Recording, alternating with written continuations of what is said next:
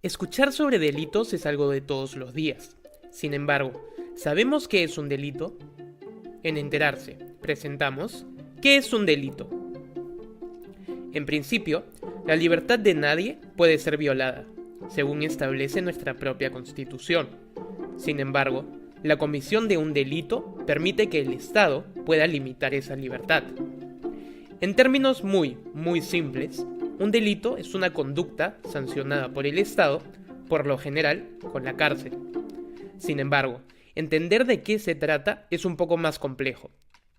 El consenso en el mundo jurídico establece una definición que se resume más o menos así. Un delito es una conducta humana, típica, antijurídica y culpable.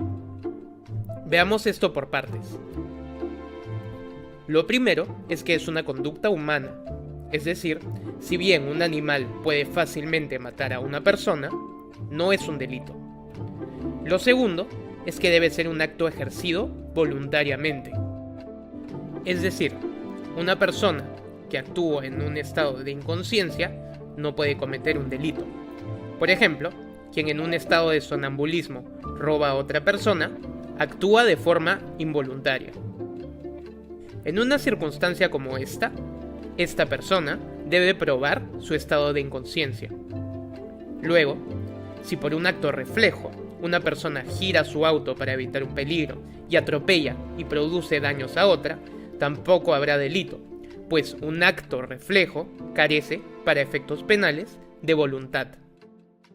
Por último, si una persona es empujada por otra a un pequeño abismo y ésta aplasta a otra produciéndole lesiones, nuevamente, no puede haber delito, puesto que no fue un acto voluntario, sino producido por algo llamado fuerza física irresistible. Ahora bien, lo segundo es que el delito es una conducta típica, es decir, que esa conducta humana haya sido establecida por una ley como delito antes de su comisión. Esto está ligado a algo que se conoce como principio de legalidad penal, que nos dice que una persona puede solo ser condenada por un delito establecido así por una ley. Esto lo dice la Constitución en su artículo 2, numeral 24, inciso D. Entonces, lo que hace una ley es determinar que una conducta es sancionable como delito. Pero ¿cuándo una conducta es típica? Para ello, veamos como ejemplo el delito de homicidio. El Código Penal dice lo siguiente. En su artículo 106 dicta: el que mata a otro será reprimido con pena privativa de libertad, no menor de 6 ni mayor de 20 años. Aquí podemos ver que hay un supuesto de hecho que es el matar a otro. Hay también un bien jurídico protegido, en este caso la vida. Un bien jurídico puede ser la vida, la salud, la propiedad privada y muchos otros. Luego, hay una sanción, que es la cárcel de 6 a 20 años por atentar contra ese bien jurídico. Entonces, una conducta típica será una que encaje en ese supuesto de hecho. El matar a otro, por lo tanto, es una conducta típica y posiblemente sancionable. Por otro lado, por ejemplo, el criticar a otro no es una conducta que encaje bajo un supuesto de hecho de un delito y por lo tanto no es una conducta típica. Pero no basta con que haya una conducta típica para que exista un delito, sino que ésta debe ser también antijurídica. Es decir, además, debe ir contra lo establecido por el derecho. ¿Cómo así? Pueden existir conductas que sean típicas, pero que estén permitidas. Por ejemplo, existen las llamadas causas de justificación. Aquí vemos lo que se conoce como legítima defensa, es decir, que alguien lesione a otro o mate a otro. Imaginemos cuando se está defendiendo de un ataque. Igualmente, cuando un policía mata a un criminal, cumpliendo su deber bajo las reglas que le permiten hacerlo, no habrá delito.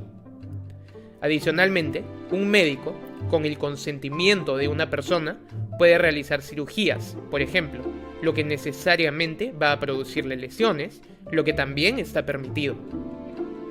Entonces, un delito debe ser una conducta humana que encaje en un supuesto de hecho designado como tal por ley, pero que además no esté permitida por ley. Pero esto no es suficiente. Por último, también es necesario que esta conducta sea considerada culpable, es decir, que sea reprochable. A diferencia de las condiciones anteriores, que son objetivas, aquí se habla de lo subjetivo, es decir, de la conciencia y las intenciones de la persona.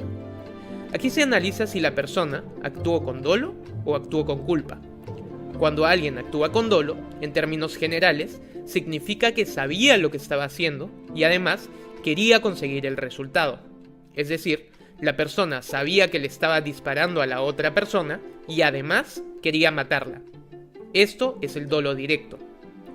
También hay dolo si el objetivo final no era dañar un bien jurídico, pero el daño era una consecuencia necesaria. Esto es dolo de consecuencias necesarias. Por ejemplo, el caso de un ladrón que sabe que para robar debe poner una bomba para tumbar una pared que va a matar necesariamente a los guardias.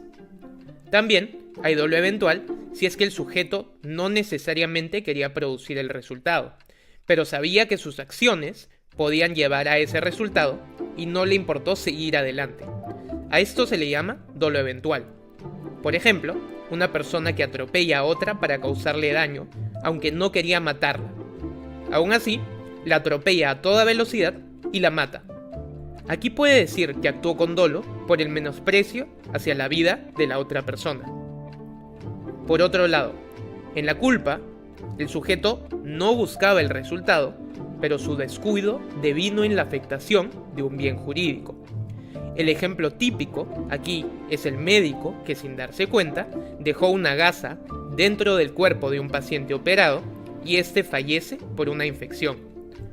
Otro ejemplo es aquel en el que un sujeto se pasa la luz roja a toda velocidad sabiendo que está actuando de forma incorrecta, aunque cree que no va a pasar nada malo. Por consecuencia, mata a un peatón. En este caso, habrá cometido el delito de homicidio culposo, al haber actuado con culpa consciente. Sin embargo, un sujeto que maneja por la carretera respetando todas las reglas de tránsito y de pronto y sin avisar, un peatón se lanza a la pista frente al vehículo y el sujeto lo mata, aquí no habrá culpa y por lo tanto no habrá delito.